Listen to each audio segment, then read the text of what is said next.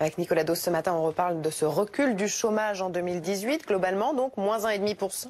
Qu'est-ce qu'on garde en tête des chiffres de Pôle emploi sur l'ensemble de l'année dernière? Eh bien que ça baisse quand même de 53 000 personnes, toutes catégories confondues, il y en a 5 des catégories. Ça baisse dans les 3 premières, A, B, C, ceux qui n'ont pas du tout bossé, ceux qui ont bossé un petit peu. C'est la plus belle baisse quand même depuis le printemps 2015. Ça baisse aussi pour les jeunes de moins de 25 ans. C'est la première fois depuis 10 ans que ça baisse pour les plus de 50 ans. Le gros problème, c'est le chômage de longue durée. Parce qu'on voit que sur un an, eh bien, ça baisse de 5% pour les gens qui sont inscrits depuis moins d'un an, mais ça monte de 5% pour ceux qui sont inscrits depuis plus d'un an. Et on a aujourd'hui pratiquement 48% des inscrits à Pôle emploi qui sont inscrits depuis plus d'un an. Donc ça va mieux, mais quand même le chômage reste élevé. On est pratiquement à 9% de chômage en France. C'est quand même un taux qui fait qu'on fait un peu tâche dans les pays développés. Il y a quand même un élément marquant ce début d'année, c'est que le chômage n'est plus en tête des priorités ou préoccupations des Français. Absolument, il n'est même plus en tête. Quatrième selon un sondage réalisé par l'Institut Odoxa. En tête maintenant c'est la pauvreté.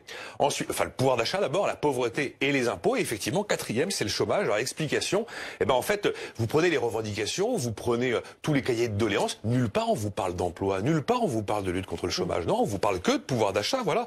Parce que tout simplement, les Français qui sont mobilisés, c'est des gens qui ont un job ou des gens qui sont retraités. Donc, eux, ils se battent pour quoi? Ils se battent pour garder leur job et gagner plus. Mais il y a personne, en fait, dans ce mouvement qui se bat pour trouver un job. Et d'ailleurs, vous prenez le pédigré de tous les gens à peu près identifiés leaders de ce mouvement. C'est tous des gens qui ont un boulot. Et pourtant, l'une des réponses collectives au problème de pouvoir d'achat, c'est quand même bien le recul du chômage. On est d'accord. Muriel Pénicaud, elle vise 7% de chômeurs d'ici 2022. Est-ce que c'est réaliste comme Non, très franchement, non. La croissance ralentit. On va être à 1,5 au mieux en France cette année. L'Allemagne la va réviser de 1,8 à 1% sa croissance 2019.